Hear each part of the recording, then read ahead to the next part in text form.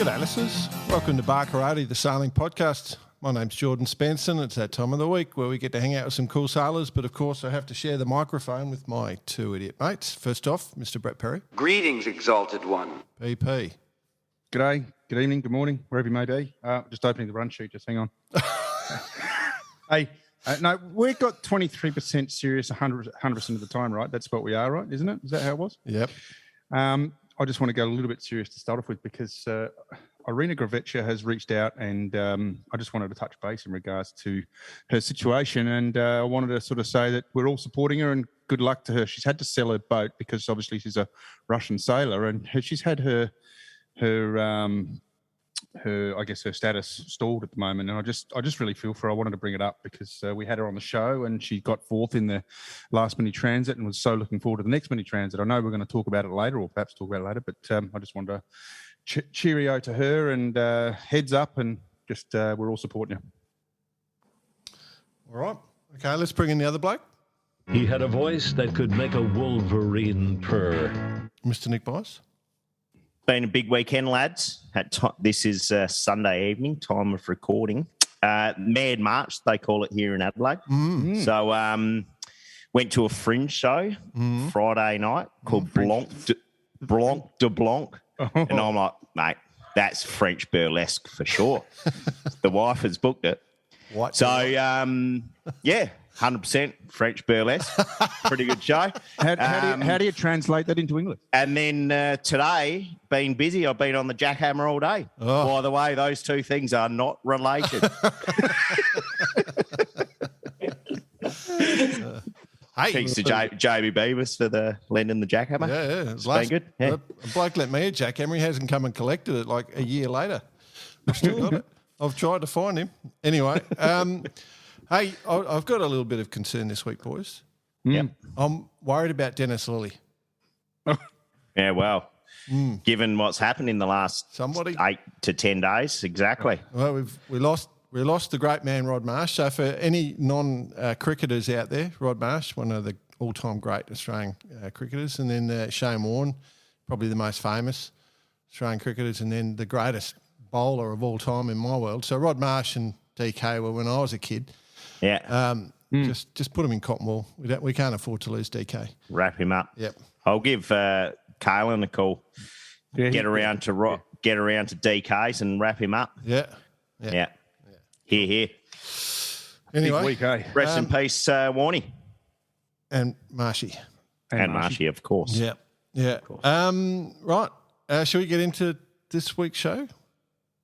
Yeah. Okay. Why not? Should be a good one. I'm interested. We sort of what we're trying to do is, as we know, we talk about it all the time. We want to try and grow the sport and make things better, but we get so much feedback about certain episodes that where people learn things, and we got this opportunity where this whole episode we're going to try and work out how to make a class successful, or what makes a class successful, but then also how to go to the top of the tree and become the best in a class in a very short amount of time, like the process you've got to go through. So on Barkarati episode 33, we featured Adrian Finglas, and Ades is a bit of a legend in Australian sailing, great mate of all of us, and, world champion and coach and Olympic coach. And, if you've ever sailed 420s, all the modern techniques you use on 420s and how you set them up, Ades created them. So he's got this real brain for coming through and thinking about things, and he's also got a fairly unique brain when it comes to social occasions, and we have a great laugh when we go out with him all the time, 100% of the time. So we knew it would be a good, fun chat. So we wanted to get Ades back. He's spent so long coaching for so long, we haven't seen him sail. And just this year, he's just bought a thing called a Sabre. Thought, I'll have a go. It was only a state champs, went to a state champs, but there were 90 boats at the state champs. First year in the class, he wins. He had a little bit of competition, but not too much. He's the king of the castle. So we're going to chat to Adrian Finglas about how to be a good sailor. That's the gist. Ades. Oh, thanks for the big rap, boys. But before we start, I got to just ask Bicey one thing. As you know, I'm back single again. and back on the Tinder and all the dating apps that you have here in Australia, worldwide, trying to find the love of my life. And that Commodore's uniform you've got, Bicey, I've got to get that on. I got to get that on my Tinder profile with that little hat, because that is priceless. When I saw you on Facebook, I just was so jealous, mate. If you looking very dapper. If you scroll Tinder and look up "Bick Nice," you might see it. Well, I was. Oh, hang on, that's Grinder. Sorry. Well, you got to be the in Australia here, Bicey. You'd have to be the best looking Commodore in Australia. Well, thank you very much, Aids, and I hope I can keep the tradition going. Yeah, absolutely. You should see it driving down to events with the gear on in the old landing. I'll tell you what though. By the time I arrived, the Commodore's outfit, she ain't so white. Yeah. After the odd fix up here and there. Got the little goggles on, all the faces covered in grease. I love it. Fantastic. But it's just on that point, Bicey, like I see you're doing some great stuff for youth sailing in South Australia and Adelaide with the youth program you got going, and that's got to be a great thing for your region. Yeah, absolutely. I mean, that was one of the big drivers for me joining the CYC of SA and helping push that through. It's been a bit what I'd say the crawl before you walk was the big advice from all the big East Coast clubs to get things up and running. And now we're pretty certain all the formulas right now. So it's now going to be a big push from now on inwards. And hopefully we can see some of those youth come through, not to mention what it can do for other yachties and just people new to the sport as well. It's a good platform. Fantastic. And, we'll see in the future some of these young people, they'll be off, as we've all done, some sailing around the world and off doing America's Cups and Volvos. And, it's a credit to South Australian Yachting for making it happen. Yep. So stay tuned to this space. I've actually requested from a mate, Ollie, at Musto, to get like a Commodore's outfit wetsuit. A white wetsuit? So I could wear it on the boat, on the Elliot's. A white wetsuit with lapels. You'd need a shorty, right? and the sou'wester looks more like a Commodore's headpiece. I love the fact that this whole episode's just started out with AIDS interviewing you. He knows what's going on. I love it. Beauty. All right, let's rip into it, mate. Congratulations, Victorian State Sabre champion, fleet of 90 boats. Blackgowrie, was it? Blackgowrie Yacht Squadron down on the Mornington Peninsula. Yeah. What's a Sabre? Oh, mate, it's this little boat that was invented in Victoria. Yeah. It's basically you can either make them out of plywood, GRP, foam. I don't even know how long they are. They're about 12 feet long. 3 metres, 3.77 metres. Yeah. One sail about as big as a laser radial. Yeah. And 6.4 metres. Just 4 metres, yeah. They're 6.4. just this really cool little boat. Yeah. Very popular on all the clubs around Melbourne. And the big thing that makes them popular is their cost. They're pretty strict one design. The masts are just Alcan sections that are $300. A boom you pick up for $100. Wow. So cost is the big thing that makes the class really successful. You pick up a brand new boat for under 10 grand, no problem. And away you go. Like a new mainsail from any of the big manufacturers, $800. So it's like, give us 4 of them. I'll test them all. No, and was there a lot of that? Once you got into it, did you actually trick it out? It was really cool for me because I started this journey. I jumped. A friend of mine, Gary McLennan. Some of us know Gary from back in the day, Sharpie sailor and 470 sailor. Gary lent me his boat. He had a busted foot. Anyway, I went sailing in his boat and I was just wrapped. I just went, wow, this is me. They're like a big Sabo. I grew up sailing Sabos and I thought, God, I'm 14 again, Here I am. And it was just a trip down memory lane. So from that, I just started looking for a second-hand boat, bought a second-hand boat, and then my enthusiasm kicked in, and I went, this thing's not good enough. I've got to get the right boat. And so then I got a brand new one, and the rest is history. But, we did a lot of testing, a lot of time on the water after work and trying to nut these little boats out. Love it. And I had some great people along the way help me out, which was really cool. So we do, obviously I know what a Sabre is. Like, so for the overseas people, as Aid said, it's just a small little single-handed dinghy, 6.5 metre sail on it, easy to build. You can build in the backyard. It's like, it's got a bow on it, but it's sort of like your mirror of the old days. You know, it's nothing high tech, right? There's like a low tech OK dinghy. Yeah, there you go. And there's thousands of them out there. It's crazy, and the standard's pretty good. Like, it's traditionally been a retirement boat, I think, is probably the best way to describe them, but that seems to have changed.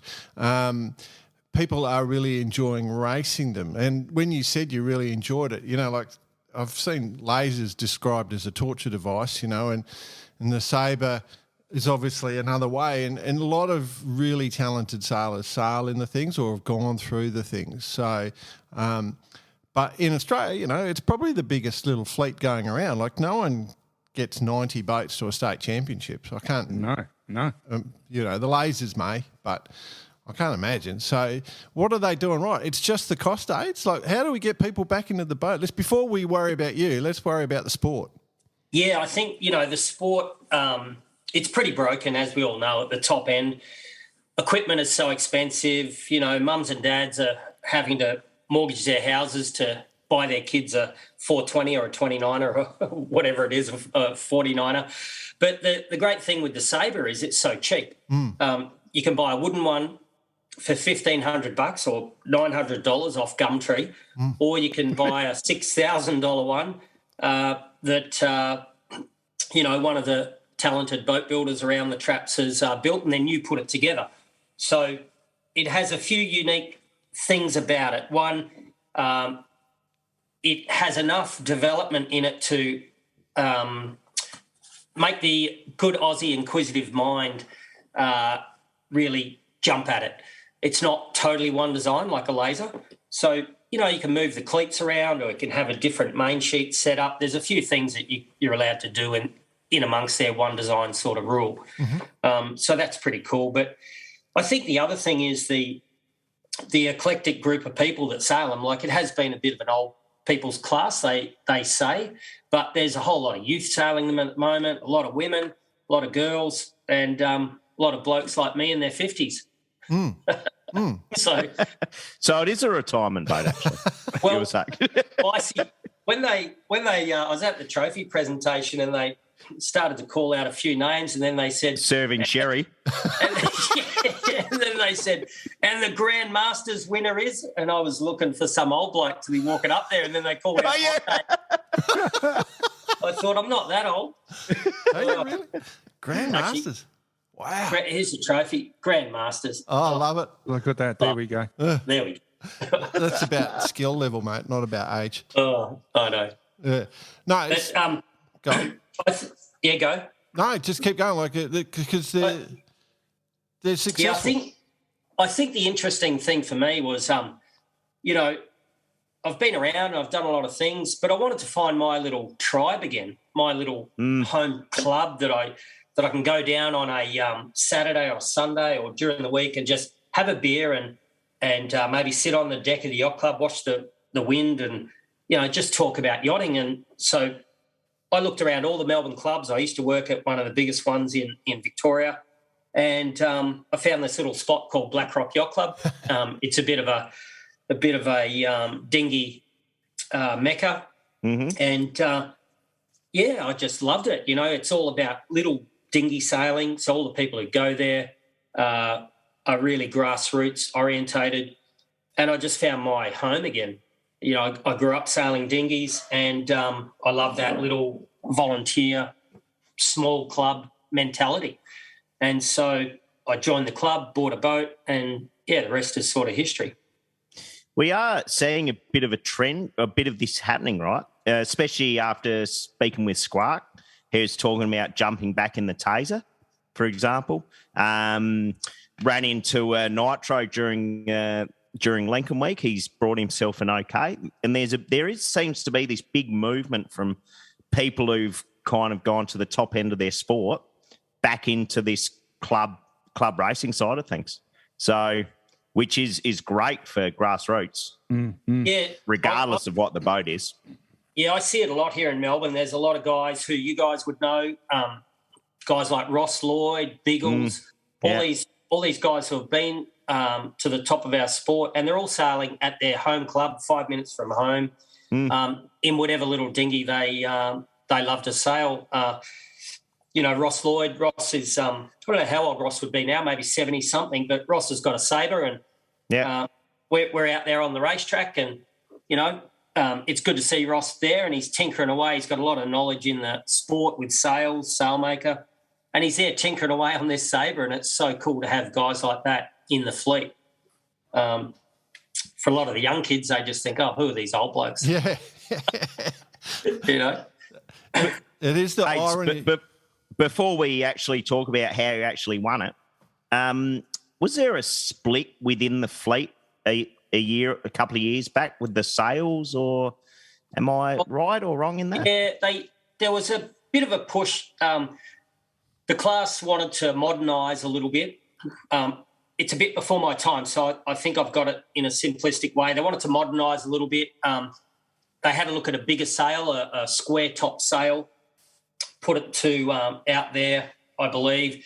And I think the masses just came back that they just wanted to stay with their standard little pinhead sail that was low cost and really simple. And after sailing the boat, I think it was the best decision the class made, was just to stay with the standard little simple sail. The boats are really lightweight. They're only 40 kilos. And so in a bit of breeze, they really light up, and that they're underpowered. So in the sea breeze in Melbourne, if you get 20 plus knots, the little Sabre can still handle the big winds in the seaway. So it's pretty cool.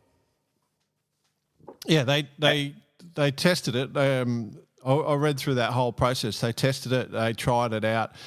They sent sails all around to each state, and it proved to be faster on every point of sail and manageable. But as you said, Adrian, the members of the class just said, no, we're happy. So, apart from WA, right? I think they're sailing with the square top or something. There is. I believe there was some split, or is that? Where's WA, Bicey? Yeah, exactly. I don't know. They're still waiting for their lamb to get across the border. I don't know. Can you fly there, or is it I think it's a separate country these days. It's a republic now. It's open now. It's open now. Republic of Western Australia. Yep. But I mean, the point is, as you say, the boats. If we want to talk about the class, there is a little bit of resurgence going on, exactly like you're saying. Like I was looking at the OK class the other day, and their numbers are starting to really go. Yeah.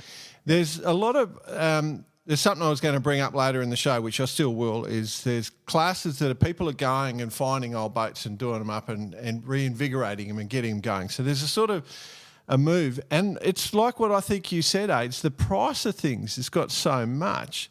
At the moment, we've got a lot of people stuck at home because of COVID. They can't travel, can't do all their pro sailing and stuff. So, why not dig out some sort of little boat that you can have a laugh on with your mates and go back to normal sailing? Yeah, well, you look in New Zealand. I follow Facebook, and an old friend of mine, Matty Mitchell. Matt's really famous Kiwi bowman on a lot of America's Cup campaigns, and they're sailing a similar little boat in New Zealand. It's a single-handed boat. I can't remember the name of it off the top of my head. But, a lot of the guys are into that little boat. And then the Cherubs had a big revival in New Zealand. Vacuumed them all out of Sydney. Yeah. And so, some of these little cost-effective classes people are getting into, like the cost of a 29 or a 420, it's as much as a family car these days. So who can afford that type of stuff? The sport has made a rod for its own back. It's only accessible to the rich. And that's where these little classes like a Sabre are really making a comeback at club level, because any person on a low-income wage can afford it. Well, that was the philosophy. I've been pushing on the show a couple of times to come up with the BK1, which is exactly that philosophy. I want to try and get people back in the sport by making – the whole idea is a kit. People just buy the kit. It's still, you get a carbon epoxy boat with foam sandwich, but it just goes together like you used to do the old stitch and glue sort of thing, like it just clicks together, you glass it and it's done. But that was for a bigger boat, for bigger guys, because I think there's plenty of boats out there for smaller blokes. And like the Sabre's a perfect example, it's a good little boat. But I vehemently believe that low cost is the way to get people back into it, and hands-on, the ability to do it yourself. I think the other thing, like we see in Melbourne here, the Windsurfer One Designs had a huge resurgence. Yeah. It's really big at one of the clubs called Parkdale, and that's a low-cost entry to get out on the water. And you look at the amount of kites and kite foiling that's happening around the bay, that side of the sport is ginormous. And I think it's nearly made yacht clubs basically redundant.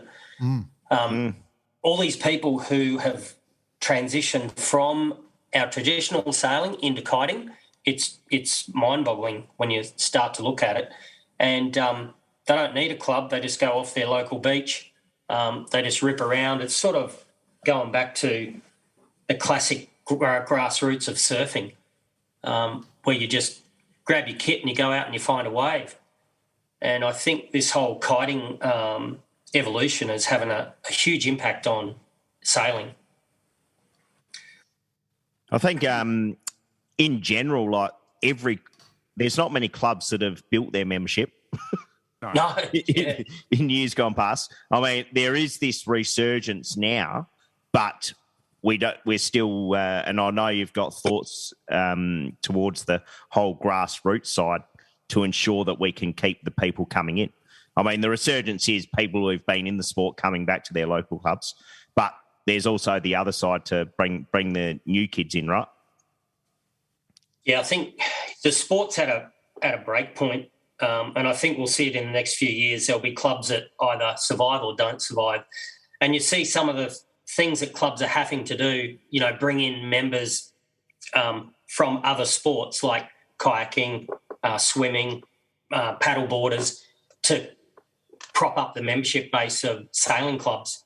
And, that's been a positive thing because the clubs have become a community hub, but I don't think it's probably in the best interests of our sport, because I think some of the sailing clubs will eventually get taken over by the other sports. And that's a danger that some clubs may face. But anyway, that'll we'll see that happen, and who knows what will happen in the future. But our sport's in a bit of a predicament. Sorry, go Jordan. I was just going to say, we have to acknowledge that Australian Sailing did bring out their notice where they're going to try and force more back into the grassroots. So that it's part of their plan. So we'll see how that plays out. Go on, Bicey. Oh, no, I was going to say enough about one serious subject. Let's move to another equally as serious subject. Yeah. How the hell did you win, mate? Yeah, what did you do? Mate. Just jumping in a fleet. Design your own sails, Ben test 28,000 rigs. Oh, mate. I had the full America's Cup program on a $5,000 boat. Where did you sleep them all? Mate, I'm actually going to have a shout out to a few people who helped me out. But, a guy, Alan Riley, who's won 4 nationals in the class. Alan's this incredible brainiac of the sport of sailing, and his training buddy, Murray O'Brien, they pulled me under their wing and said, hey, basically come and train with us and we'll be an open book and we'll teach you all about the Sabre class. And these two guys, especially Alan, got a lifetime of Sabre history, and he just won the nationals in Canberra, so he couldn't race at the state titles because he had COVID. But they really showed me what the little boat was about, and they taught me a lot of stuff. And then another old mate of mine, Andrew Lechty, who we all know, sail design guru. Andrew and I would talk daily for months and months just on sail design. I was gearing up to do the Nationals in Canberra, and we'd come up with a light air sail, all based around flat water and light airs. And, I just couldn't get to the Nationals. So then I had to change tack a little bit. And then so I came up with another sail design, another local mate of mine, Dave Eichmeyer. We came up with a bit of an all-round sail for Blackgowrie. So, had plenty going on with the sail, making friends. And I've got to thank those two guys for all their efforts, especially Andrew. Like, Andrew was basically my coach for the last 12 months. I'd ring him more than probably some of his clients, and he always took the call. So, he's just an incredible guy, really knowledgeable about the sport. And, he brought a lot of his technology into the Sabre, which was great. With let's go into the sails, because, as you said, there was a bit of sail design going on. There was this. I know there was something that you did. I know if I looked at your top two panels of your sail, can see there's something a little different going on there. I'm not sure if I want to give away any of your secrets, but did that come as your own idea, or did somebody make a sail by mistake, or? Stumbled upon that, probably, Jordan. There was a few things that I stumbled upon. We were trying different battens every breeze condition. We were trying different masts, and then I tried this one sail, and I noticed that it just really hung open in the top of the sail. And these little sails are a very pinhead type sail. They don't have a lot of roach, so they don't twist very easily. So when you start to try to depower and you apply Vang on, the leech gets really tight, and so then that becomes problematical in a seaway when you want a bit of twist. Most areas in Melbourne are bumpy water, so you need twist. Anyway, I stumbled upon this old sail from a few years ago that the bias in the cloth was rocked around so that in the top there it stretched like all get out, and the leech flapped a bit, but it didn't really matter. But it was the right sail shape. Yeah, so that's crazy. So that was pretty crazy. Having a look at that. But I think go on. That's the other thing that these little classes do. There's a lot of backyarders who either build boats, build foils, build masts, and build sails. So there's a lot of creativity that happens in these little homegrown classes. And some of the boat building techniques and workmanship, it's world class. You get some guys building a boat in his back shed, and you find out that he used to build boats for an America's Cup program or something, and it's pretty cool. But it's so obvious when you think of it. Like, I would have never have thought of that. That if you're exactly right, you've got a pinhead sail, you want that leech to be able to flick open, just put the cloth on the bias rather than the warp, and then you suddenly got a softer leech. The sail probably won't last as long, but you've suddenly given yourself a much more responsive top of your sail. Yeah, look, after the Canberra Nationals campaign got off my radar, I started to think about, Blackgowrie, the venue is all offshore winds, so it's really, really shifty. And with 90 boats, it was always going to be bumpy. And in Blackgowrie, you've also got tide against wind. So the venue, no matter what the wind strength was always going to be very, very choppy. So you needed a sail with a lot of grunt and the ability to twist as soon as you hit some bad waves. So I don't think the class had thought much about, because they'd had their stock standard sail program that had winning for the last 10 or 15 years, which is a fine sail from a great sailmaker here in Melbourne. But I just came at the program with a whole different set of eyes and looked at the problems that the current rig and sail sort of standard had, and I thought it was compromised in some conditions. So that's when Andrew Lecty and I started to talk about, okay, well, how do we get something to go through the wind ranges better? So you talked about the sail. I mean, you played around with masts. What did you find with that? Because ultimately that also helps a pin top quite a yeah, Brett. Initially when we started to mess around with masts, I was going for like the stiffest section I could find. There's a few different manufacturers for masts, basically all from one or two dyes that are here in Australia. And that was all based around the Canberra campaign, flat water, light air. But then as soon as I knew I wasn't doing Canberra, I just sort of went and found the softest mast I could find. So, I'm only a little bloke. And the riding moment's not too much when you're 5'7". So, I just got a soft mast and, flicked around quite a bit, which was good. And what you maybe should have done actually, Age, is got a head the size of Jordan's. Then you would have had some riding moment. Oh, mate. Oh, I can't go there. Okay, so we've solved the world's problems in the Sabre. So I suppose there are other above deck. Yeah. How about the rest? Hang on, before you go on to that, just one question quickly. Have you found that a lot of people came up and asked you about it? And are you seeing that type of technology filtering a little bit now, even this close after the event?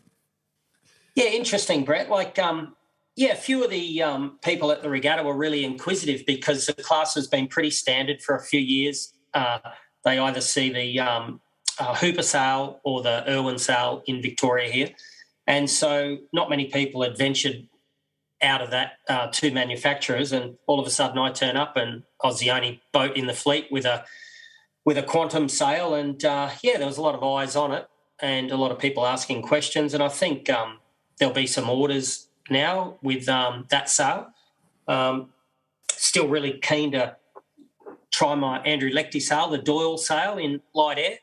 So that's a bit of a light air flyer. Haven't had the chance this summer to really test that too much in the real light air, but a few times we have, it's been great. But, so we'll see what happens. Got a commission deal with Dave for the quantum gig? Oh, mate. Doyle? I wish, Bicey. It was funny at the regatta. We all know Squark, and a great mate of mine is Squark's brother, Woody, and Woody sells Sabre now. And so Woody rocks up to the States and he's got his new boat and he had his brand new North sail. And I said, Woody, God, that sail looks awesome. Like, how do I get one? And he said, we'll just call Squark up and he'll have one here tomorrow for you. But anyway, I couldn't I couldn't change with the sail that I've been using. But it's good to see, like, some of our old mates sailing these boats. Like, Squark, I and Woody, we grew up sailing in Brisbane, and Steve sailing the Sabre now. There's another guy, Chris Pritchard, who I grew up sailing with in Sabos. Chris sails a Sabre out of South Australia. There's all these people coming back to the little class because it's just cost effective, which is great. I think the other thing too is like all the divisions they have. Like, they got more divisions than, your local triathlon club. So everyone wins a prize. Everyone wins a prize, so it's pretty cool, So, sorry to cut you off there, Bicey, but let's talk about the boat itself. What did you do there, Bicey? You've got some questions, I'm sure. Yeah, no. So above the gunnel, how about below the gunnel? You're kind of just in boat prep. What you've learnt over the years, did you approach it differently to what you would have when you were 18 years old? Bicey, it was so awesome for me to go back racing. I just applied every single thing I learnt as a kid, everything my dad taught me, everything I've learnt as a coach, working with the Australian sailing team and some of our nation's greatest sailors, watching them for the last, 12 or 15 years apply their trade. So all of a sudden I had this little program that I could effectively manage, and I had the budget to do it, and I could apply all of my craft to that little program. And it was just so cool, boat preparation, foils, all that stuff, just, polished to an inch of its life. I think there was someone who took a photo of my boat rigged up at 5 a.m. in the morning on the first day of the event. I slept in my van at the. You really were living the life. I was living the life, and I woke up early. I was a bit of nervous energy, racing all these young people.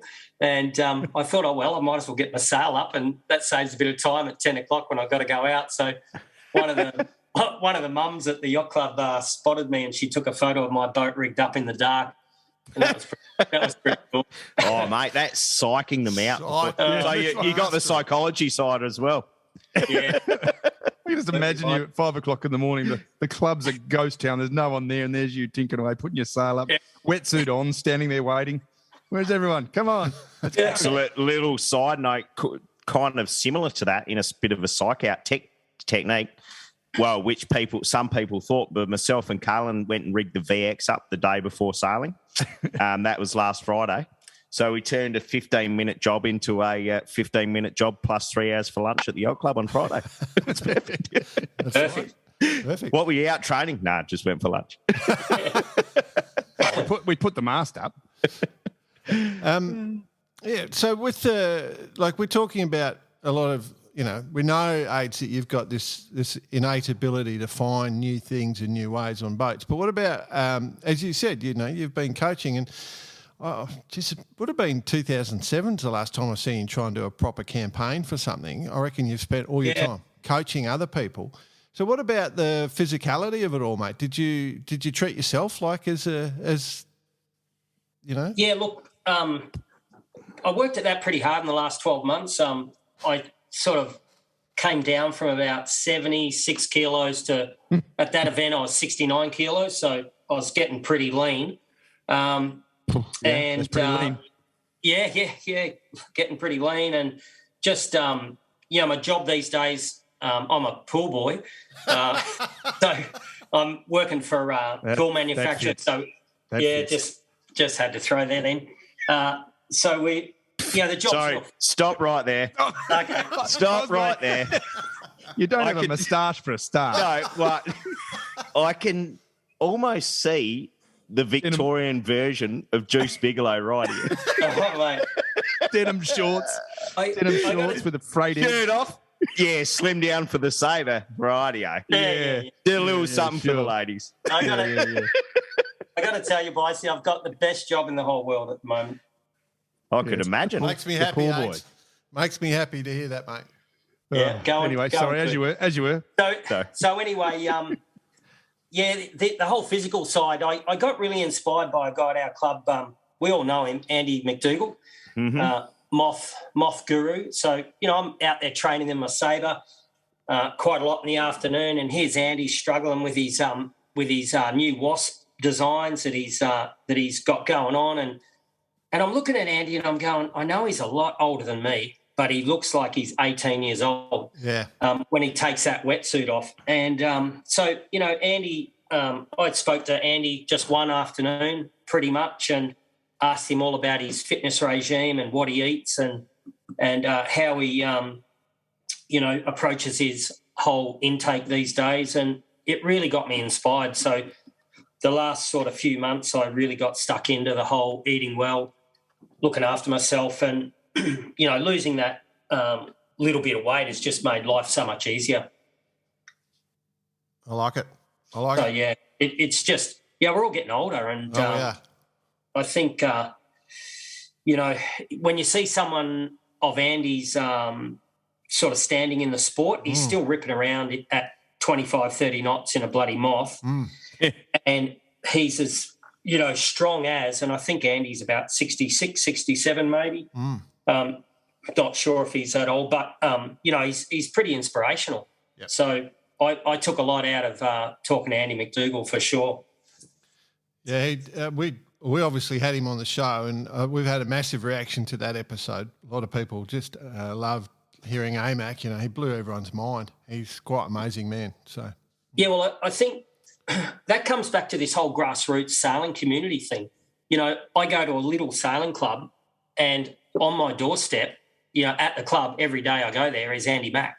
So, I get to talk to Andy about foils or masts or fitness or whatever you want to talk to, because it's just at your local club and it's just a bloke who's sailing at your club. It's not the guru of moths, where if you went to a moth regatta, you probably couldn't talk to Andy because he'd be so busy doing other stuff. So I think that's a bit of a cool thing about being a member of a little club again. Yep. You know. Yep. One of the interesting things, like we made the joke at the start, as you always do, about the Sabres as being a retirement class. But obviously at this Nationals, there was a lot of youth coming through their age. And in fact, I think there was quite a few. I saw Gary was in the top 10, but a lot of youth had made that top 10, you know. So it was a lot harder than just, you know, starting against a bunch of sort of guys cruising in their retirement. But I've got a theory, Aids. And I'm wondering. Do tell. Hang on. Let me get my pen. Yep. Stand on. Right, I'm ready. Okay. Hit us. You've been in Victoria. You've been the head coach. You've done all this. You've probably coached. A lot of these kids are coming through those sort of that Australian sailing squad. You know, they've all come out of the radials. Did you? And you've probably coached all those kids. I think, Aids, is the honest truth. Did you keep a few secrets, mate? You must have. Oh, mate. Nice one. I'll tell you, I did keep a few secrets. And we had, just to go back to the youth in the class, like the class down at a club called Blackgowrie, they've had a huge push with the youth in the class, which is awesome. I think a lot of the kids have worked out that they're a fun boat to sail. The mums and dads have certainly worked out they're a lot more cost-effective than doing the whole campaigning of the youth classes, because they don't have to go anywhere. They just stay at their local club. So, yeah, the kids are right into it. Well, I wouldn't say kids, young adults. Mm-hmm. And I think the top 10, maybe 6 spots were filled by youth. So, this old duck didn't have it all his own way. I was popping those aspirin pretty quick on the downwind run. You wouldn't want to have drug tested me after the first race. I had plenty of blood thinners in the body. None of them were blue pills, I hope, Aids. No, none of them were blue pills. It was pretty humbling, to actually race against some of the young people I'd coached over the years, and especially Hamish, who was second in the event, Hamish Cow. He's a great young sailor from Victoria, real hard worker. And, Hamish, we went 1-2, 1-2 in the results. We're even going into the last race. And, really had to put my thinking cap on and try to nut out, okay, how do I beat this young guy? Because if it's got to be 18 knots and we're going to hike off the start line, he's going to win because he's 18 and he's 6 foot, Yeah. So it became a real interesting battle, the last race. And what did you do? Psyched him out before the start. Just remind him who was boss. Who was boss? I see, that's it. I said that to the presentation, actually. Did you take his mum out for the date the last night before or something? No. We actually, so 90 boats, big, long start line, and probably a minute and a half to go. I was mid-line, and I saw him right down at the pin end, and I had a feeling the breeze was going to go right. Mm-hmm.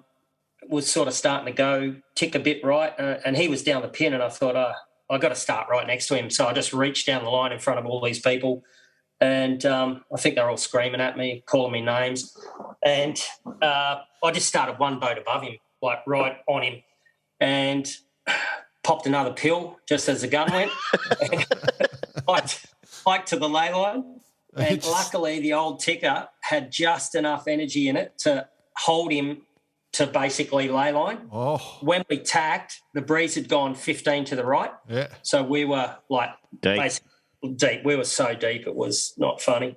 And so then it was just a matter of who could manage the traffic, because we're a lot faster on some points of sailing than others. And it was just a matter of who could manage the traffic the best, Yeah. And so he passed me on the second work, and I was sucking in the big ones. And I actually thought that was it, that the regatta was over. And I'd been through my speech, and I knew all the people I was going to thank, and I thought, I'll throw that overboard. I don't need that anymore. Yeah. And then we're going down the run, and I got a bit of separation. I saw he was in a bit of bad traffic up ahead on the run, and came good. And we went round the last mark, bow stern again, and in his favour, and then come around the bottom mark, and I tacked straight away, and then the race was on again. So yeah, it was pretty cool. Like a lot of cool racing. Very cool. Did he? You sure he knew you were there? Like he wasn't saying, "Mum, there's this old bloke keeps beating up on me on the race course." What did I do to him? There's plenty of argy-bargy, like quite a bit of respect there with Hamish and myself. And I think a few times he might have called me a few things and I might have called him a few things. You know, it was pretty cool, the young and the old bull having a go at each other. So with the whole process, mate, like, to win coming into a class year one, any 90 boat fleet to have a win is good. It doesn't matter what boat you're racing, to win in a 90 boat fleet is good. Someone has to do it though. So what do you reckon the most important thing about it? All the things we've discussed, if you're a young kid listening in, or you're an old person trying to improve, or whatever your process is, what was the number one? All that coaching you've done, all that knowledge you've passed. Well, interesting, Jordan. Like it was a series of little events that I put together, but I basically lived and breathed winning that event for the last 12 months. And especially in the last month, like there wasn't a moment in the day that I wasn't thinking about how to win it. Ever since I was a young kid, I play these tactical games in my head. I rerun every race in my head. I practice getting a pin end start, a midline start, a boat end start. All the scenarios they just churn through my brain every single day. And so when I got to the racetrack, I knew that it was going to be offshore and shifty. And I was already mentally prepared big time on those conditions. So, sheet on first start and away I go. I've role-played the scenarios over and over and over again. So I think that was a huge strength of mine that I've learnt from all of my years of coaching.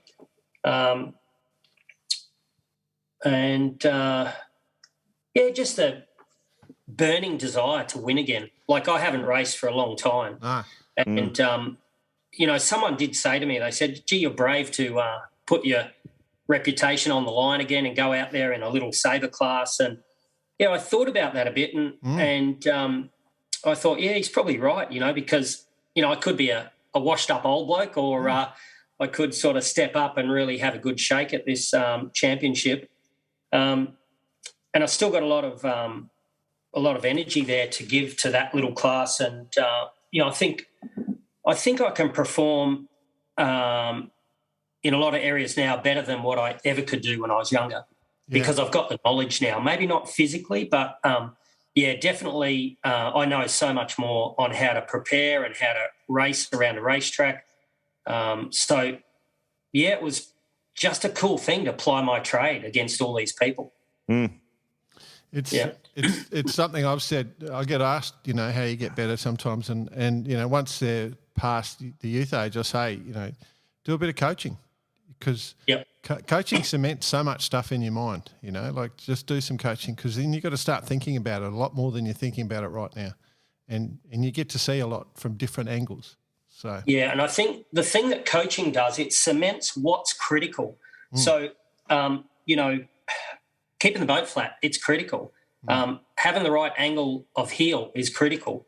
Getting a clear air start is critical. So those other sort of side issues that you hear people talk about at the yacht club bar, they become so, superfluous to the whole program.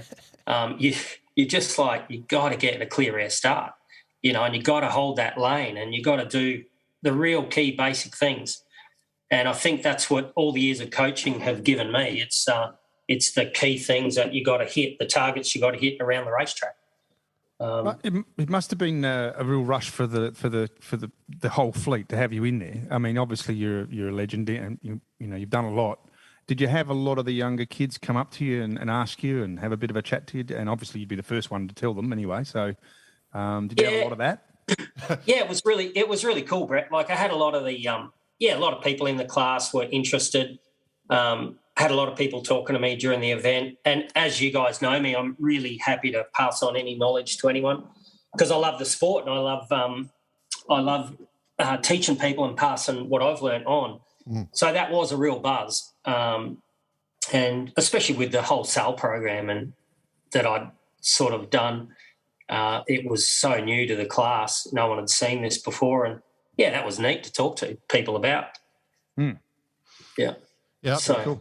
I want to do the obvious joke, the kids coming up to age saying, stop talking to my mum. Talk to me instead. mate. That's Same old jokes. Yeah. So what's next, bud? Are you keeping the Sabre or you got? 100%. Like, it's parked down there at Blackrock at the moment. I'll probably have a few weeks off and then get back in. You got the shore crew looking after it? Yeah, you got the shore crew looking after it, Brett. Yeah. We'll probably kick off in a few weeks, start to do a bit of the travelling regattas they have in Victoria here, bit of sailing on the lakes during the winter. I might do a bit of VX1 sailing in winter up in Brisbane, maybe do that on a bit of annual leave. But now that I'm not in the industry anymore, I can do some other sailing. I might, an old mate of mine's got a Hobart campaign that he's putting together, so I might go and do a Hobart race this year. Here we go. And, some other stuff that's really cool that I've been missing for so many years. Yeah, we've been missing you too, mate. Yeah, well, there's a Taser World's coming back to Australia. So, you should actually do like a the John Farnham Last Stand. This is my last run. You go, what is there? We go Tasers, 470s, Sharpies, all of them. Yeah, we can do them all. The final leg, the last stance. Yeah. The last start. Oh, he just keeps coming back. Got all these different names. We could come up with a whole heap of things. The last call. Be fantastic. Adrian Finglas in the last stance. Don't miss him at the Sharpie Nationals. Oh God, beauty. Actually, I did a Sharpie Nationals when I was 15. Jesus, that was pretty crazy. Second best off the beach class, as they say. My God. Yeah, behind the Sabre. Where have we found the first? Jordan, Q Jordan. Yeah. So just to quickly change the topic, boys. Yeah. What are you all up to? Like, we're being interviewed again. I haven't seen you guys for so long. Yeah. I know, Brett. I haven't got back to Brett, but Brett's got his coaching thing up and going and some yacht stuff. That's all going good, Brett. Yeah, flat out, mate. Flat out. First one. When is the X2 arriving, BP? 15th, I believe. It's on the ship. It's the 15th of March, and then it's in the hands of the customs, straight to Woolwich, and then play games. I guess GAC Pindar are shipping it in for you, mate. Yes, and they'll be happy to hear their name. Yes, they are. Yeah, well, we're mates, so we're happy to. They'll send us $100,000 for a plug like that. Yeah, they will. Are the builders sending anyone over for the final commissioning? No. Was that the last winner of the raffle? Yeah, no. Yes. BP doing the commission. He's struggling to get his passport sorted, but no. Yeah. But, in all honesty, the shipping, my God, no, that is a nightmare right now. Yeah, that's a whole nother story. Yeah. Well, so that's it, Ads. Yep, that's me. What about Boise? Oh, me? Yeah. Good question. No, from a yachting point of view, is the VX. We brought the actually. I needed to speak to you about this. It's got your name all over it, this thing. I had a look at the keel the other day, and it's got a bloody Barcarati Sailors Lager stuck in it. Oh, there you go. Well, I was the South Australian state champion last year in VX1 Plus. Correct. So, they're another great little boat, cost effective, pretty cool fun. I'm going to do a bit of VX1 sailing over winter, so yeah, they're another cool little boat. We've got a bit of a following there in South Australia. I think we're going to have 12 at the club next year at Adelaide. Yep. And we actually sailed one of the club heats, a bit of a humbling experience, I must say. 20 plus knots with a couple of fat blokes hanging off the side. Yep. You got plenty on, let me tell you right now.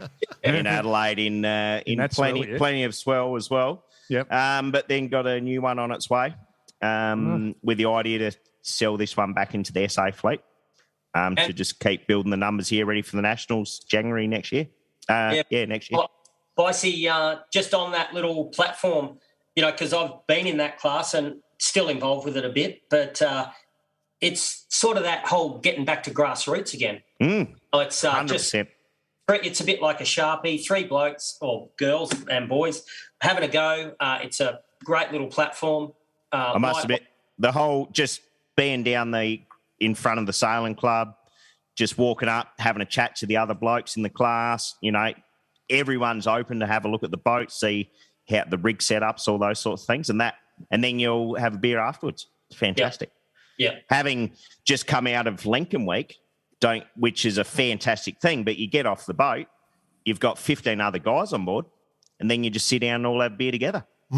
Got to mix it up. You got to mix it up. It should be like musical chairs, actually, big boat series, big boat regattas. Yeah. Like every time the whistle blows, got to go to another table. I reckon that would be a good rule for sailing in the keel boats. You can't have more than 2 colours, your shirts in the group you're in. Like you've got to move and separate. I thought that was quite normal for us to just roam around. I never. The VX is a good. It was quite sociable, wasn't it? Yeah, very sociable. Yeah, good class. Yeah, that's cool. Yeah, so there you go. Big interview for everyone, H. Good on you, mate. Oh, except for yourself, Jordan Spencer. What have you been up to, Jordan Spencer? Second best coach in the world. Digging trenches in your front garden? Back garden. We're just. I've got a wingding, H. I bought a wingding. I haven't had a chance to use it. With all the flooding that was going on, I thought it could be one down the street right in front of the house. That was a potential, but I'm going over to San Fran for Sabre GP. I'm doing a lot of talking these days, mate, in case you hadn't worked that out, and nothing's changed. Yeah, going over to San Fran for Sabre GP, and then I'm probably going to Ireland for the 5-0 Worlds just to do some talky stuff. But, apart from that, just trying to keep my wife happy. Fantastic. Well, the wingding's a good thing. They're making a resurgence in Australia here for sure. Yeah, no, we're away. All good. Yeah, so, right, cool. Well, I think we're nearly at our time, my friend. I have one final question I had for you, bud. Yeah, go. What do you like most about sailing? Yeah, that's interesting, mate, because I'll tell you a little story about a really good mate of mine. I'm going to mention him, Simon Plume. He's a guy who's basically been he's been my rock for the last 6 years. Guy called Plumey here. He's just my best mate. And he said to me, mate, you got to get back into sailing or else you're not going to be around. And he told me a story about he was a top snow skier, and he got back. He was instructing in the skiing industry, and he had a son, and he got back on the slopes with his son, and that really found his love of snow skiing again. And he was the one who really pushed me to do this Sabre thing.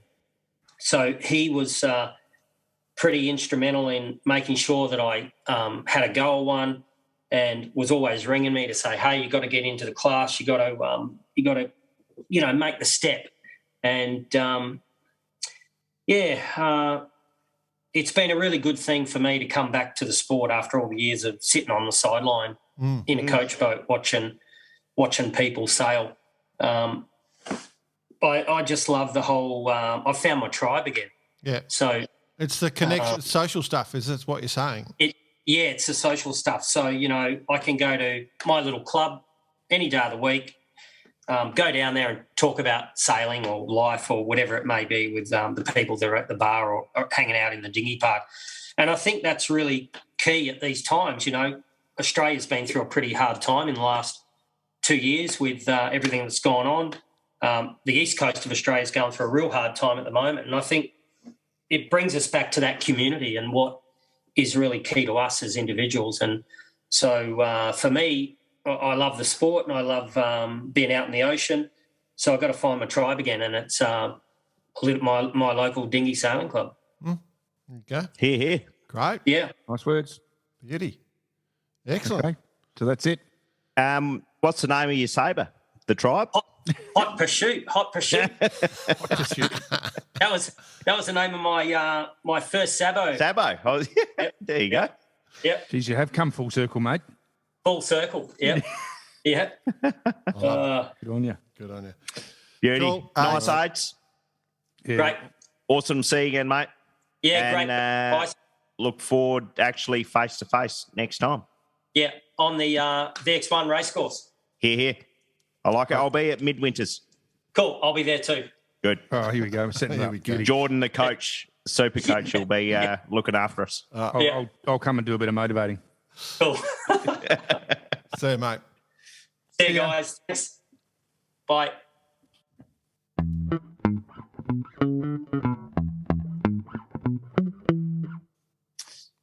Another good discussion with our mate Aids. He certainly got some wisdom on those shoulders, that gentleman. Yeah, I think a lot of people just don't understand. There's a lot of people that don't understand AIDS. He's quite an interesting bloke, you know. He's always happy when you see him, when you get to go out. He loves hanging out with his mates. It's always, you know, he gets so excited. I got a sailing mate up here, Phil Gray, right? And Phil Gray's the same height as AIDS. And when they get together, when they see each other in the bar or something, it is the funniest thing. These two little blokes running up to each other. It's like two 3-year-olds. Two Jack Russells. Two little 3-year-olds run up to hug each other. It's quite hilarious watching them. But And then they hold on onto your leg to take it out of the place. no, always interesting. But yeah, he's changed. He thinks about things in a different way. And AIDS, You know, I wrote this during the interview down. Yeah. And this could be, I may have been completely wrong here, but the preparation for the regatta, the mental preparation, going through all those things, essentially the regatta becomes the victory lap, right? Yeah. In the sense that you've gone through every scenario in your head. You know what the fundamentals are. You know the boxes you need to tick. And if you do all those, the regatta becomes the victory lap. There's probably a different word you could probably use, but because you still need to obviously perform. But, yeah, you got to go in full of confidence, tick all the boxes. Do the preparation. Yeah, preparation. I think the other thing you could see is he spent so much time giving. Like he has, you know, coaching has been, you know, as you say, Jordan, the best part of the last 15, 20 years or however long, with the odd regatta that he's been doing, invited to along the way, which is where I met him. But this was one where it was all about him, you know, without having to worry about other people or other people on the boat. It was him. And I think that's what you could see that he enjoyed. Cool. All right. Well, good work, Aids. Always love hanging out with him. We got to move on. Other news, club events, gentlemen. Well, on the back of that that discussion, the OK Nationals, Australian champs at Woollahra Sailing Club on Sydney Harbour, 13th of March, coming up. So, Yeah, got to give him a bit of a plug on the back of that conversation. It's kind of a good segue. It's a class that is getting massive momentum. And we talk about little clubs and sitting at a bar and, you know, watching the water and talking to mates. Well, it seems to be happening at the Palace, which is my little watering hole. And there's quite a lot of sailors there. And I swear to you, they're sailing every day, going out. And it is the, let's put that in apostrophe, the older group, but they're loving it. And they're off to Woollahra Sailing Club as I said, this week they start their warm-ups and their trainings. And then the 13th, they're on their way. So big plug to them and good luck to all OK sailors. Okay. Well, speaking of plugging your own yacht club, BP, Mooloolah Bay Yacht Club. Oh, here we go. On the 8th to 10th of April, the Foil Festival, boys. Yes. Are you going to get out there on the dinger? I bought a foil and now we're having a foiling regatta. Can you believe it? So 8 to 10, register at www.skr.org.au. SKR for our overseas listeners who don't understand Aussie accents. I'll slow it right down. Celebration of all things foiling. So I think it'll be kiteboards, wingdings, should be interesting. Off Mooloolaba, so those who are not from Australia and don't know Mooloolaba, it's just a gorgeous beach in the perfect part of Australia, and it'll be unreal. And for those who do know Mooloolaba, you can sit out and just sit on the grass and watch all the sailing, like you'll be able to just drink some beers and have a good time. Not to mention, gents, the Australian Formula 16 Catamaran Association presents the Catamaran Single Handers International Tournament 2022, or CAT SHIT 22. Love it. Basically, what are the rules? Here we go. Rule number 1, you must have a spinnaker and use it. Rule number 2, you must have 2 hulls. Rule number 3, racing's on scratch, no yardstick. You run what you brung. Rule number 4, 1 sailor per boat. There are a few other things. They're inviting some of the other whackers to town, the Taipanners, the Mosquitoes, the NACRA 15s, F18s, NACRA 17s, and anything else that has a yardstick below 86. And as usual, they've done 60% of the organising, and the rest is up to the sailors. So, bravo, taking a leaf out of our book. Well done. Love it. Love the name. Love the name. They're all over it. Yeah. All over it. So, that's cool. We're up and away. So, a couple of events coming up for those. We've covered everything there, haven't we? We've covered foiling, we've covered dinghies, and we've covered cats. Perfect. Yeah, that's what we're here for. All over it. Yeah. Oh, the one thing, if we want to just talk about the keelboats, this isn't an actual club event, but just something I picked up on. What? The offshore champions were announced, Australian champions in all their various divisions from the Cruising Yacht Club of Australia. And I'd just like to mention on the run list for Ichiban, winning boat of the year, they didn't mention the Teakle Classic win. Oh, good. So I'll be writing to the organisers on that one. So lift your game, boys. Lift your game. Blue ribbon event. Very important event. Very important event on the calendar. All right. Our mate Jack Lloyd, his listener of the week. Jeez, lads. Oh, lads. All right. We may have had the greatest letter. Straight to it. So just a little heads up, John Sean Wagner. Think you blokes have been trumped. Big time. So you've got a bit of time left. You've got approximately 39 weeks to pull your socks up. But this is good. Jordan, give us a little summary. Oh, it's hard to summarise it, but my name is Cedric Wesley Caneep, and I want you three to know how much your podcast has changed my life for the better and how much you guys have opened my eyes to a larger, more global sailing world. So Wes he's like everyone. He's 100% into sailing his boats, fast boats, his 29ers, 50s, all that sort of stuff. And he wanted to get into the pro scene, wanted to get there and didn't know how to do it. Reached out to all his mates, talked to everyone he could think of. His friends just referred him to bigger names in the industry, gave him some introductions, but most common thing was that I need to leave the Seattle area. He's living in Seattle, so he's just getting rained on the whole time, moved to a sailing hub, and then moved from there. So he decided that he may need to make that move, and somebody at that time introduced him to bar karate, and he loves it, right, as everyone does.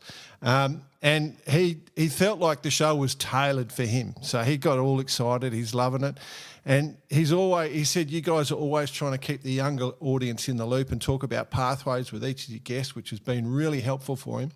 And after listening for about 40 episodes, he started to get a hold on what the common path was for someone in his situation.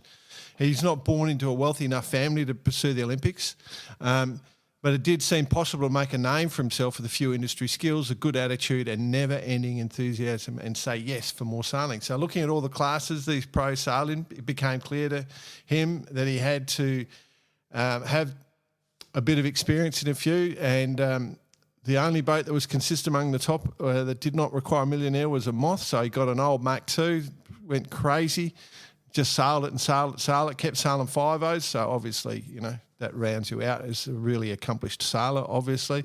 Competitive racing. And then jumped on local keel boats, the whole thing, kept pushing forward, moved to the TP52s, did that as well. And he got on really well with the boat captain on the TP he was on. After graduating college, Sailing World heard the podcast, reminded me how the industry jobs are often the easiest way in. So he reached out to Tony Ray, the US Tony Ray, for those in New Zealand. So, and he said, come and work for him in Doyle, Newport Loft. So he set off, said, this is it, the universe is knocking.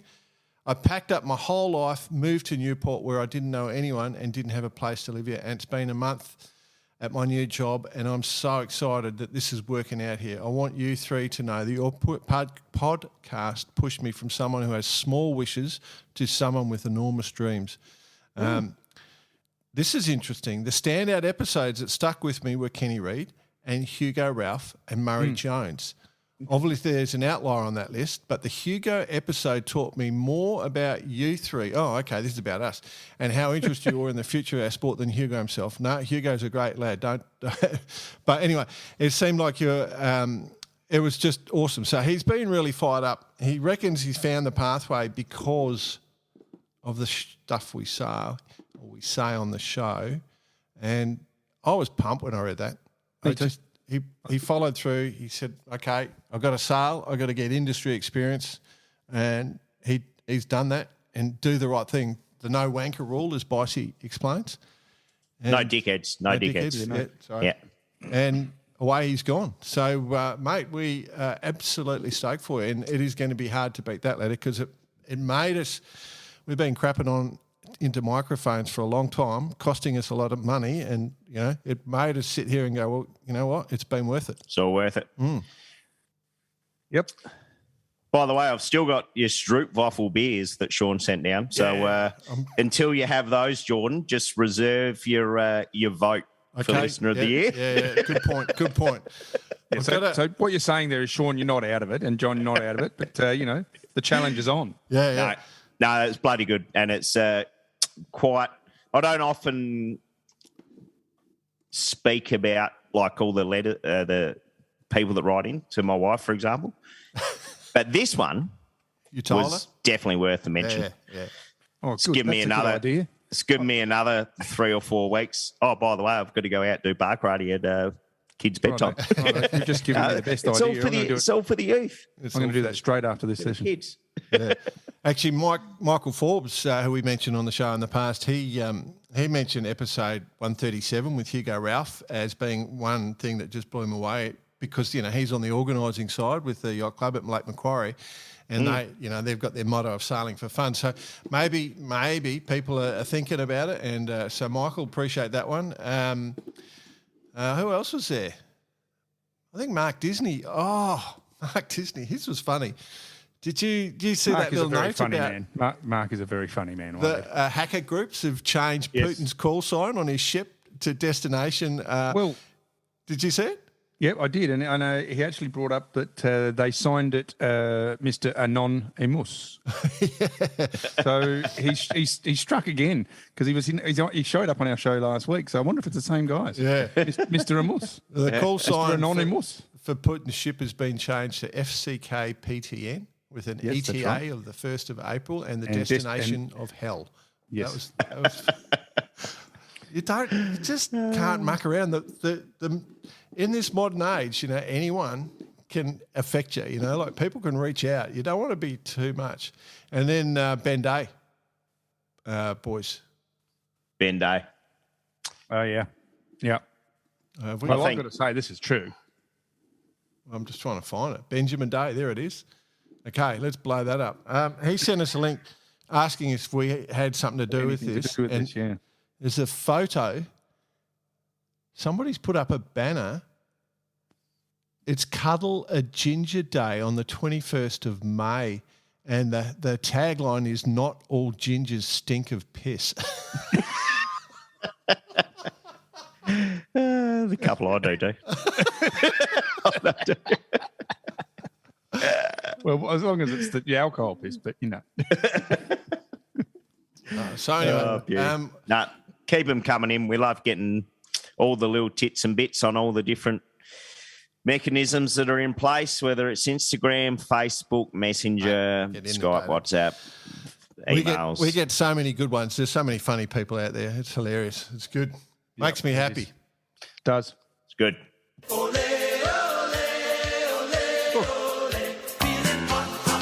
It's hot time with Bice. Just for the listeners out there, every time we play that, right, 100% of the time, every time I play that, Bicey sits there and he's just bopping away with his head. He just, with the chin going forward every time.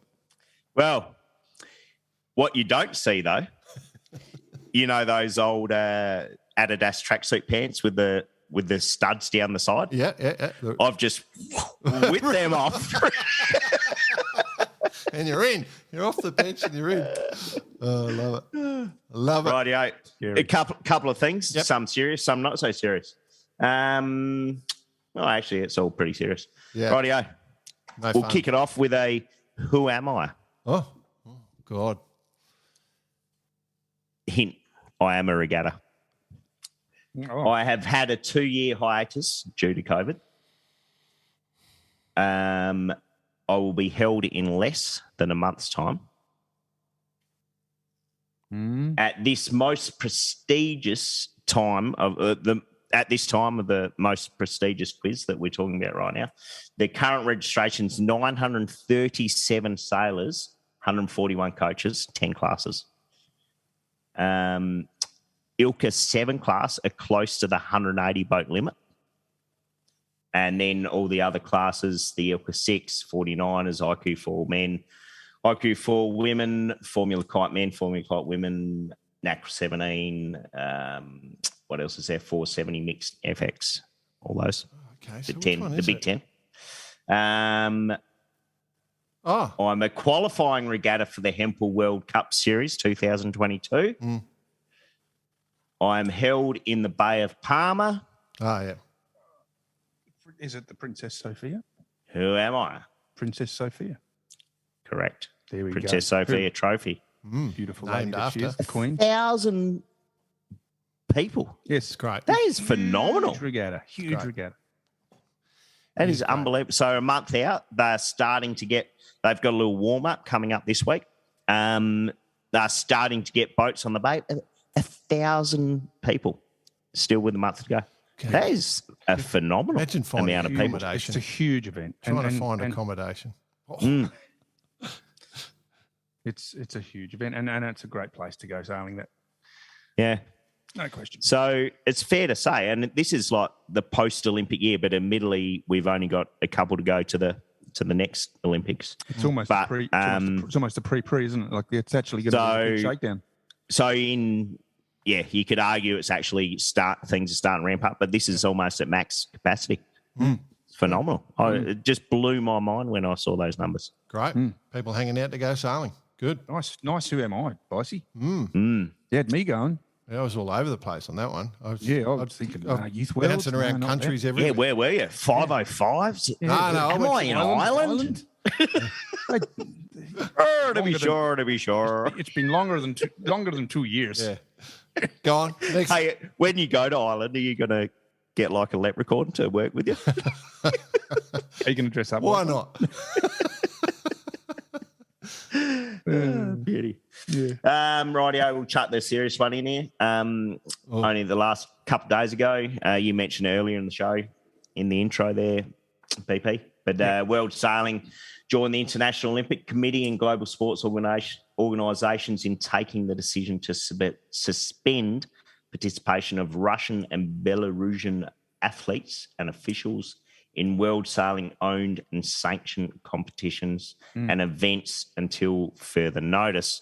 Jordan, you mentioned this last week, and we were kind of not knowing where any of this was going to go, but they put it out there. The TP class have sent a similar statement, signed by Doug DeVos and the other names escape me for now. It's hitting hard, and then you've got obviously got Scorpios, then you've got Comanche. And then obviously, but I do want to go back to what I said earlier. And at the bottom end of it is, people like Irina. That's the hardest part for me to handle. I mean, Yeah, look. are these big teams actual oligarchs that are supporting it? You never know, do you? You don't want to get involved. But people like Irina, she's out there battling away, and then she gets clamped on her too. It's like, Anyway, go on. Well, okay. So, do you want me to get serious, or do you just want me to pass over something here? We've got about 7%. We've got 6% left.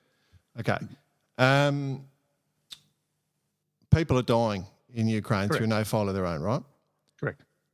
I agree that most Russians, I think, are not interested in being in Ukraine. It is led by a madman at the top of their country. So I'm not going to make this about Russia or Ukraine or anything. I will say that one thing that does my head in is that people let those people get to power, right? Mm. Or do they? Absolutely. Do they let them get to power? Not sure they let old mate. Absolutely. Put all his rivals into jail. It is incumbent on you as a citizen of your population to know all about your system of democracy and how it works and enforce it. If you don't know, look, this is a real sticky point in case you guys can't tell, but if you don't know about your system, your political system and how it works, then you end up with this sort of thing, right? And I mean, in Australia, we've got a pretty stable political system. We've got a constitution that's about 12 pages thick. I've read the constitution many times. I don't think many people have. Our political system, I bet very few people could explain how it works. And it's just laziness, and the consequences of the laziness is finally showing. We've got slack over 80 years since the last war. And, I agree, it's going to be hard to stop this bloke, but, if every Russian soldiers put down their bloody weapons and turned around and went back to Russia, nothing would happen, would it? Right? Just pack up your shit and go home. You make some independent thought. So I guess the West has made a decision everyone has to suffer, and Russia is going to be wiped out from this. The stuff that's going on, Russia is going to be wiped out. But where that leads to us as a society. Now, I got super heavy there, so I apologise. But that's right, you got 1% left. I know, but I mean, you know me. I think about this sort of shit. That's the problem. So sorry about that, listeners. I do get a bit serious. But if you do live in take 15 minutes to understand the system. Ask somebody who knows. It's not hard. I can explain the Australian system. I can explain the US system. I can explain the British system. Not so good on the Russian system or the Ukrainian one. John Spencer, mca@gmail.com. Don't give my personal name, want it? No. Anyway, moving on. So, moving on. Those sanctions are going to happen whether we like them or not.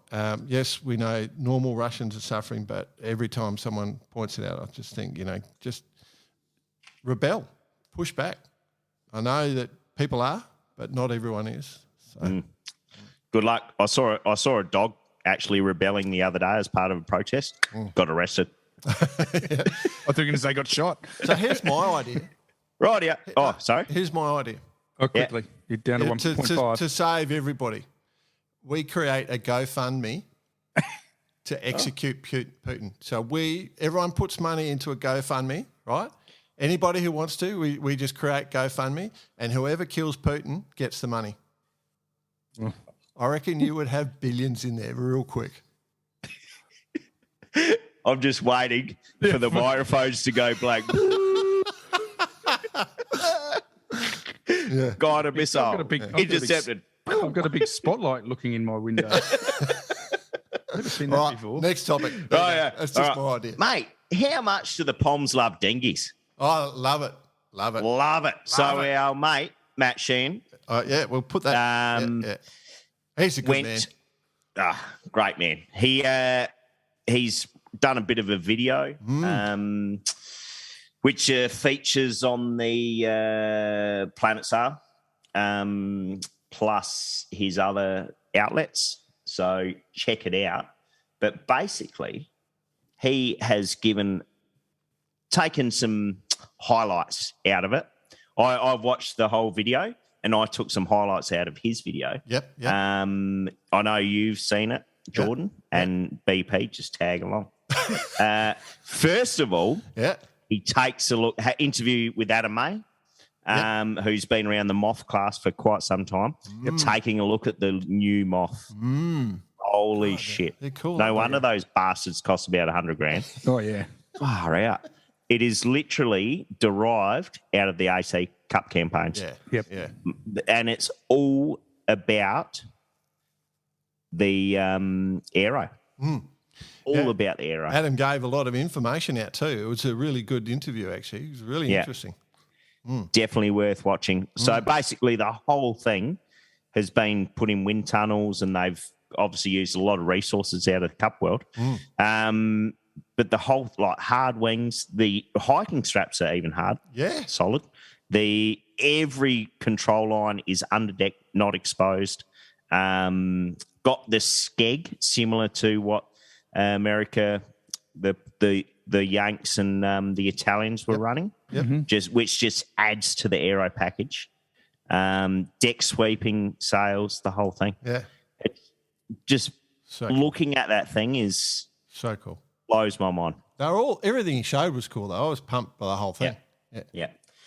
One thing that really kind of took my fancy a bit though was the international canoe. Oh, there was a few bits of information there I didn't realise. The international canoe. Now, for those listening in, is basically that boat that all those goobs go cruising around with the plank that slides side to side, right? It's not a Payne Mortlock canoe, not a Payne Mortlock. No, but it looks like a log with a log across it. Looks like a log with a log across it. It's a super light log. Super light. It only weighs like 50 kilos. Well, that's super high performance. Super high performance log. Yeah. Wow. It's blew my mind. I apologise to all the international canoe guys out there. You're not goobs at all. You are on the edge of bloody yachting greatness. They're super quick, those things. Yeah. They're very quick. But, they still got a sliding seat. So that's the unique thing about them. And they're an evolution class with a sliding seat. So, but I didn't realise they were so light with all that stuff. Because it's a main, it's a jib, self-tacking jib. I think do they run a kite? I can't remember. Anyway, super cool. Very cool. Very cool. And the other good one, and a reminder again, everyone just go check it out. Yep. We'll put the link up on our site for that video. The electric rib made by RS. Oh, yes. Some of the little bits I picked up there. Yeah. When they first sent the prototype out, it was like running at 100 and something volts. 400 volts, mind you. Yowzers. Don't piss on the batteries, let me tell you. I'm intrigued how that's going to work, batteries in salt water. Well, that's the thing, right? But they're building 50 a year, so they feel as though they've got it nailed, and so they're going to have some good systems in place. 50 a year, they've sold the first half year's worth of boats already. You can charge them rapid charge in 1 hour, 40 minutes. Yeah. And they say, although they didn't give us speed and range, all that sort of stuff, that it will definitely last all day for any coach out there. Wow. Interesting. From the studies that they've done. I wonder how many boats you can tow back with the damn thing. Yeah. That's the real trick. Exactly. And, pretty hefty price tag, though. £75,000. Yeah, that's a lot of money. But you are eliminating fuel, the servicing, and, of course, Jordan, answer this one. Protecting the environment. Oh, okay. Yes, of course. Apart from digging up all that shit that you need for the batteries and disposing them and all that sort of stuff. Using all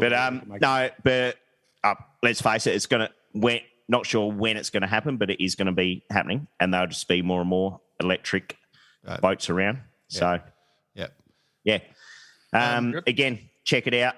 Yeah, no, it was good. There was, I love the Merlin rocket stuff too because they were super high tech. But the one I really wanted to ask and throw out to the listeners was there was a focus in there on the Laser 4000, which is an old class that's not in production anymore, and it's got a resurgence going on in the UK where they're digging up old boats, refreshing them, and they've got a full race series going on these things again. So basically, the question I want to do is, what class can we bring back to life in your region? They're not being made anymore, but you could just go and get them out of your garage and fix them up. Should you ask? I know it's not going to be the goddamn rainbow. Bring back the rainbow. So basically, it's a class that would have been a lot of boats built. They're not really being sold anymore. Revive it; it'd be cool. So yeah, go and look at the video and then just throw us your ideas. I'd be interested to see what boats, because obviously we're a little Aussie centric. So I would love to see some of the other stuff as well. Cool. Next. Good. No, that's it, gents. Okay. Very cool. That's it.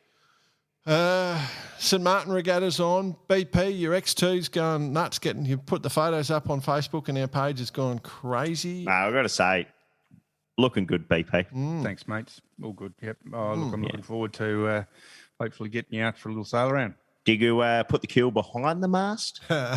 Somewhere around there. Good start. What else is happening? So St Martin on Persico, they're Fly 40. They've got some orders. So yes. Yep, that's going to be like interesting page to watch, isn't it? We're going to keep our eye on that one. Super Mr. Mark excited. Somerville. Kasaraki and Peter Harrison set to take off with their boats. So they've obviously ordered some boats. So that's cool. I reckon BP's going to get a lot more orders on his boat pretty soon. We got a great letter on the Etchells, really detailed. We might put that up on the website if we want to continue that fight. I think the person that wrote it to us is happy for us to publish it. Maybe we should just get him on the show. He's a former Olympian, the guy that wrote it. Be an interesting chat. Maybe we should do that. Oh, Very, very insightful is the word. we could do a Mold 11 special. I don't want to make it about model. I don't really want to. What's it about then? I don't know. Like we should publish his letter and see what people say. Like it's just. Do we want That'll to be a whole episode just reading the letter out. Yeah. Do we want? Yeah. It was very long. A long letter, but as you know, the letter itself, and we're not going to go into it, but it's exactly how it's panned out. I mean, everything in that letter is precise. It's also basically what we said about 2 years ago, unfortunately. Yep. It's just going to cause a major. And the demise of the bloody good class. Yep. Copy that. Go on, BP. Oh, I just said copy that. Copy that. Yeah, the VX1 benefiting for sure at the moment on that. All that stuff that's going on. What else? Oh, the 18s. JJs. Oh, JJs. Yes, JJ. JJ. Kill. Tonne. Boys. Well, this is the last thing we'll talk about. JJ, so race 1 and 2 have happened, right? Yes. And the Barcarati anti-curse continues. The anti-curse where you come on the show and then you go off and dominate whatever regatta you're sailing in next. The boys on Andu, Big Sammy, who we had on last week, they nailing it. Miles in front. Miles in front. 2 firsts out of 2 races. And 2 horizon jobs. Really, really interesting to watch. If you haven't been tuning in, you can watch on 18-footer TV, just YouTube or Facebook. But the interesting low day tomorrow, and then a race on Tuesday, and then 2 races Wednesday, 2 races Thursday. Tuesday is going to be nuking in Sydney. Wednesday is going to be nuking in Sydney. Excellent. It could be 35, 40 knots on Tuesday, maybe 30 to 35 knots on Wednesday. And then Thursday is lightening off down to about 25 maybe. So, 25.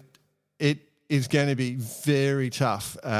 Could be carnage. It was tough today. You should go and watch. There was How's the harbour look? She a bit dirty? It's red.